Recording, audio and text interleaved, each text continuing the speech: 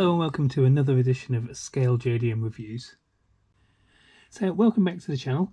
The first thing you're going to notice about this video is the viewing angle. It is wider and it's further back than before. What I've done is I've replaced my trusty Samsung Galaxy S8 Plus with a Hero 8 Black, which I was blessed with for Christmas by my beautiful wife. So I'm very happy about that. It's given me a lot more viewing angle to play with when I'm doing these videos. Which is going to help with the how-tos and stuff later on in the channel. And on the bench today you can see that we have the Veilside R33 GTR. This is actually quite a rare kit. I've seen a few about, but not many for sale. I was very happy to get my hands on this, and this was supplied to me by a good friend of mine called Lee Eagles. Another shout out for him there. He is a bit of a hoarder of kits, and he's got some good ones in his stash. So for those of you who aren't sure who Veilside are, they are a Japanese aero tuning company. They do body kits, as we can see on this GTR. The combat style body kits are some of the more recognisable of their body kits. Of course, if you've seen the Fast and the Furious Tokyo Drift, then you would have seen the other version, which is the Veilside Fortuna RX-7, which is a completely whacked out kit. It's beautiful. So if I just lift this box up here just a second, you will see just there an actual Veilside R33. This has slightly different wheels than we get in the box. Those wheels are available in 124. Again, they are rare as anything you can call rare, to be honest. I've only ever seen one set for sale and I've not seen them again since. But the car is stunningly beautiful in white. So without further ado, should we see what's inside the box?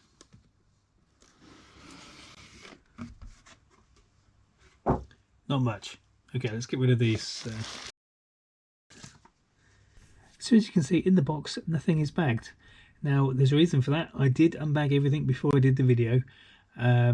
This is a rare kit, yes. It is a collector's kit, yes. However, I am going to build it, and that's purely because of the body kit. It's white metal based, and I've never done that before, so I'm going to build it because I need the experience. So without further ado, should we get going? Okay, so first things first, let's look at the decals, and they are just over here. And voila. Now, as I say with a lot of the kits I do in this channel, old rules do apply. The decals have yellowed. So if you painted the car beige, they would look pretty fantastic. However, on a white car, I don't think they're going to manage too well.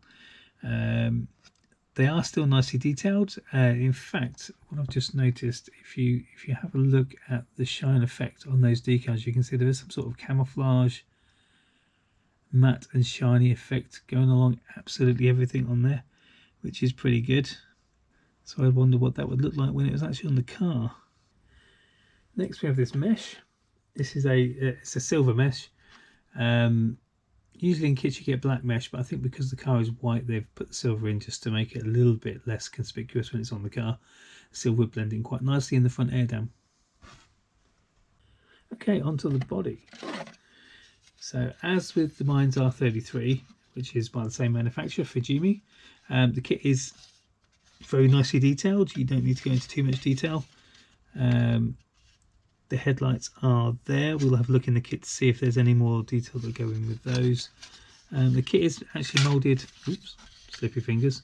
The kit is moulded actually really nicely, although you can see it is quite an old kit.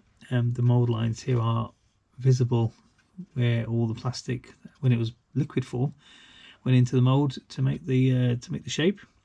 But it is a very nicely detailed body. Onto the glass sprue. So we have the one-piece window with the slightly matted out sections. This is where you'd have to paint it black so that you get the appearance of rubber on your windows when they're fitted to the car. And we have the headlights here, which have the angle lens lights and stuff. A couple of indicators. The two-piece backlights, they normally on Tamiya kits, those are individual circles. One thing I have just noticed though is the Skyline rear light bar, this is where the indicators and reverse lights would be, is snapped. Now that's a little bit of a disappointment. However, it is easier to find one of those. There are thousands of Fujimi Skylines out there for really good prices, so to replace that won't cost you more than a few quid. Next up, we have the Nismo Respec interior parts. Ooh, we've got some polycaps there. We've got a steering wheel, we've got a short shifter, steering wheel boss, some Nismo seats, Nismo exhaust, a mid spoiler for the back wing, and also an intercooler here. Now this is a standard part in most Nismo kits. Obviously they've added it to the Veilside kit as well as the Mines R33 kit, just to give the car a little bit more of a sporty feel when you put the bits in. Okay, next up we have the interior parts. So we've got the interior tub here with the back seats and the door molds and everything on there.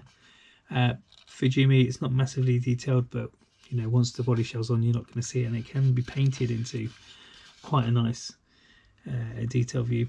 We've got the standard steering wheel boss with the indicator and wiper stalks on it. We've got the front windscreen wipers, the door mirrors with their inserts, which will need to be painted chrome, fuel tank, and an original mid spoiler. Now, if I can get the other one back, there's what you can see is one is slightly more angled than the other, so this would give, the black one would give more downforce in a real life situation because it has a slightly better angle. However, in a top speed run you would probably lose a couple of miles an hour because of it. We've got the 4 brake discs and the number plates, of course, not forgetting the dashboard as well, which is actually quite nicely detailed. You've got the gauges there that would be in the center console. That's like things like temperature and boost and things like that. Next we're on to the last sprue, which is the chassis. As you can see, there is no steering on this car at all. This is very, very similar to the Mines R33, where they also had no steering. I'm guessing it's the same parts, they've just changed the decals and a few other things.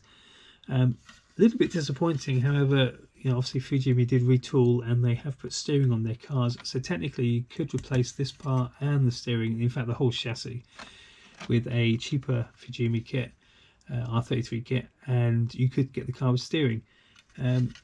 Of course, if it's just going to be sat on the shelf static with the wheels pointing forward, then you don't need to worry about it. What we have here is a rear windscreen wiper, because these cars did have a rear windscreen wiper for the back window. Standard exhaust, handbrake, interior mirror, gear, that's the gear knob, and the interior dash bit, which has got the which is where the center console would be, and the steering wheel gaiter.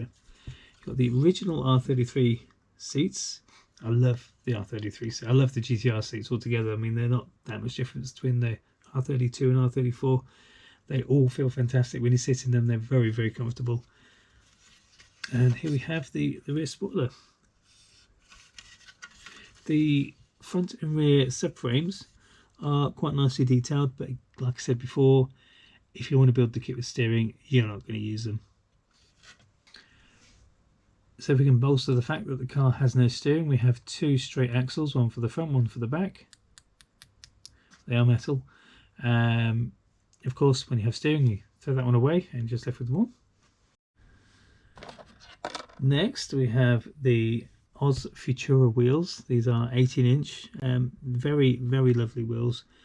Very reminiscent to the SSR Koenigs, Desmond Koenigs, IMPs, I think. The tyres are quite nicely detailed as well. These are not the wheels pictured on the photographs of the car in the box, but they are the wheels pictured on the box art themselves, so they will still look very, very nice. Of course, you need the polycaps, which are just here. Okay, so there's one white box left in this in the box. This is the piece de resistance. So what I'm going to do here, this is actually quite a heavy box, because the body kit in this is made of white metal, not plastic, not resin, it's white metal. So I'm going to just gently tip those And there we go. So first thing we have is the front bumper. Looks pretty mad, looks like something out of a spacecraft, but once it's on the car it will do its job. The two parts either side of the grille look a little bit out of shape. That might need some adjusting. It could just be my eyes. If you want to see the whole bumper put together, we have the lower part of the front splitter, just there, and there we go. That would then sit on the body shell, looking pretty hot, and then you get that white mesh just behind here. Next we have the rear bumper. Again, it's a really nice shape. It's very well made. It is white metal, and it's very, very heavy. It's got to weigh a good couple of 100 grams. That once it's on the kit, it will look fantastic. It's very, very bulky. Other than that, yeah, it's a pretty nice looking part, to be honest. And here we have the two side skirts. Now, of course, these are quite thick. They are quite heavy, so you'd have to use some decent glue to put these on the body. The body will need to be cut in certain areas in order to fit these. Now, what you'll notice is there are no cutouts here, but this little indent here is for where the plastic part of the car door will go, because you'll actually cut around the car door up and then across on both sides, and therefore you can use that as a gluing surface for the body shell. And you can do it on both sides. And this is the Veilside rear spoiler for that slightly more angled mid spoiler.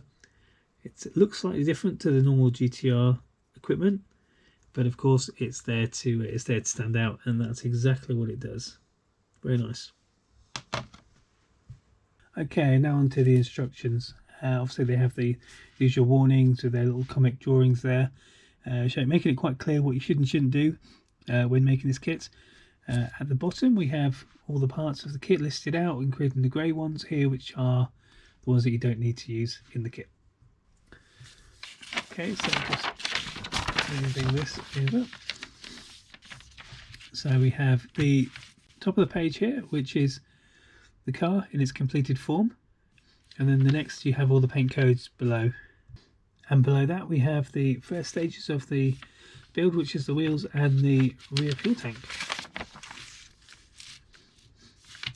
The next thing we do is we get the chassis out. You've got the front and rear subframes, the wheels, the exhaust, the interior being put together, and then also the interior going on the chassis, and then the cutouts for the white metal body parts. We can see where the front bumper is being put into place, and then the windows and all the white metal body parts being put on. We've got the detail parts of the body shell, and then the body shell being attached at the bottom there. And last but not least, we have the rear end completion, which is the white metal lower bumper and the white metal spoiler with the what looks to be the original wing, not the Nismo one. And that's really about it. The instructions are very simple. It's a very easy kit to put together. However, obviously the white metal does pose some issues if you've never used it before, including painting for that matter. But other than that, it seems like it will be a very nice kit once it's completed. So I do hope you've enjoyed the unboxing and review of this Veilside R33. If you enjoyed it, please leave a comment and like and subscribe to the video and the channel, and I will see you on the next one. Many thanks. Bye bye.